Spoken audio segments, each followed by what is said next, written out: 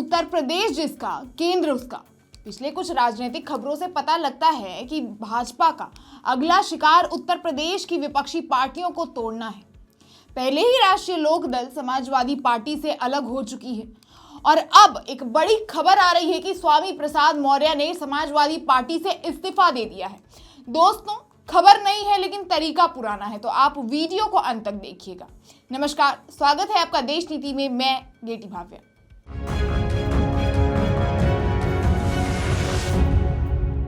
देश नीति, केवल सच्ची और पक्की खबरें। नईम जज्बी की एक शेर है, कच्चे मकान जिनके जले थे फसाद में, अफसोस उनका नाम ही बलवाइयों में था।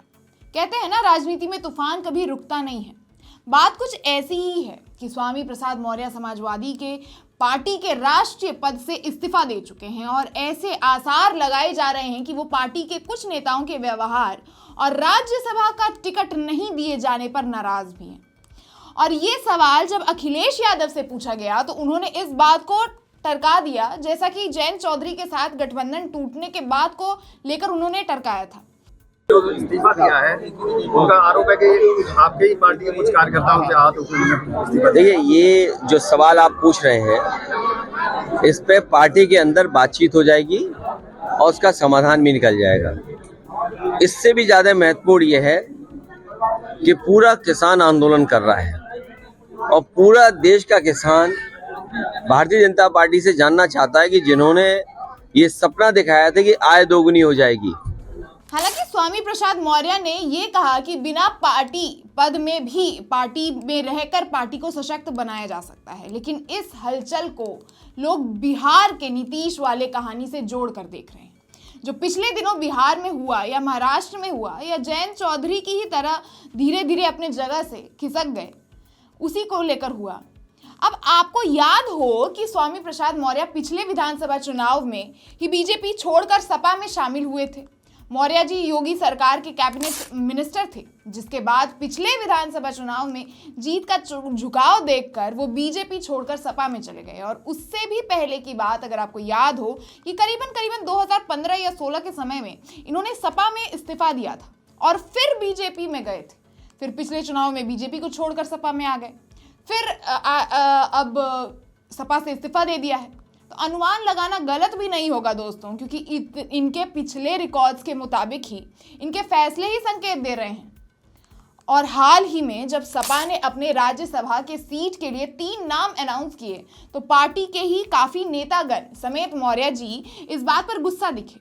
अब जाहिर है कि पार्टी छोड़ना और पकड़ना कोई भी नेता सीटों के लिए ही करता है, लेकिन मैं आपको वो 3 नाम बता दूं। पहला है MP रामजी लाल सुमन, दूसरे retired IAS officer Alok Ranjan और तीसरे जया पारदा हैं।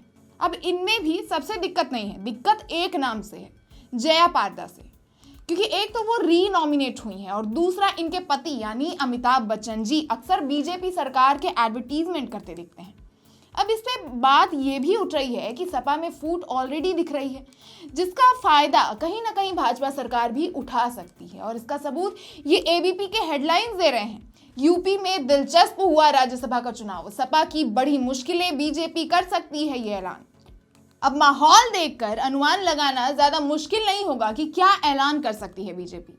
यकीन से कुछ कह नहीं सकते, लेकिन संकेत वहीं जा रहे हैं। हालांकि मौर्य आए दिन हिंदू धर्म पर विवादित बयानबाजी के लिए भी जाने जाते हैं और बीजेपी पार्टी के खिलाफ भी कई बार उल जुलूल बयान भी इनका आते रहता है। लेकिन इनकी बेटी संघमित्रा भाजपा की सांसद है और बदायूं से अपनी सीट बचाने में लगी है, जिस पर एक और अनुमान लगाया जा रहा है कि सीट और नेतागण को लेकर नाराजगी के साथ साथ अपनी बेटी को बदायूं का सीट दिलवाने के लिए भी स्वामी मौर्य का मन डोल सकता है।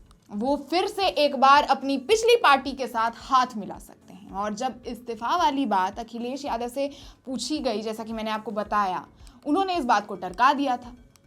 और आपको याद हो कि जब जयंत चौधरी की भी पार्टी अलग हो रही थी, गठबंधन टूट रही थी, उसकी बात जब चल रही थी, तब भी अखिलेश यादव ने इस बात को इनकार कर दिया। अब ऐसा कई लोग मान रहे हैं कि जैसा नीतीश कुमार के पलटी मारने की बात कुछ समय पहले से ही चल रही थी, लेकिन उसे JDU और RJD दोनों के ही नेतागण इस बात को झुठलाते आ रहे थे, लेकिन नतीजे के तौर पे वो अफवाह सच निकली। वहीं महाराष्ट्र की बात ही जुदा है, इस धोखेधड़ी के मामले से आप सभी वाकिफ हैं। और जयंत चौधरी के ऊपर तो भारत रत्न के नाम पर चवन्नी बनने का आरोप लगा था। अब देखिए, भाजपा की ये बात तो काफी पुरानी है कि भाजपा जहां जीतती है वहां सरकार बनाती है और जहां नहीं जीतती वहां जरूर सरकार बनाती है। और जिस तरह विपक्षी इंडिया गठबंधन को धीरे धीरे करके छोड़ रहे हैं और बीजेपी में शामिल हो रहे हैं, इससे काफी कुछ साफ हो रहा है। 2024 चुनाव सर पर है। अब ऐसे में इस्तीफा कोई आम तो नहीं हो सकता और बस बोल देना कि पार्टी के बाहर रहकर पार्टी के लिए काम करूंगा। अब काम करना ही है तो पार्टी में रहकर कीजिए। हालांकि अभी इस पे कुछ कहा नहीं जा सकता है, ये एक तरफा दिख तो रहा है, पर यह मुद्दा कितनी तरफ अपने पैर फैलाए है समय के साथ ही पता चलेगा। तो चलिए इंतजार करते हैं इस इस्तीफा के असली मकसद के बाहर आने का। बहरहाल आप अपनी राय हमें कमेंट बॉक्स में जरूर बताएं और वीडियो अगर पसंद आया उसे लाइक और शेयर भी जरूर करें और देखते रहें देश नीति। धन्यवाद।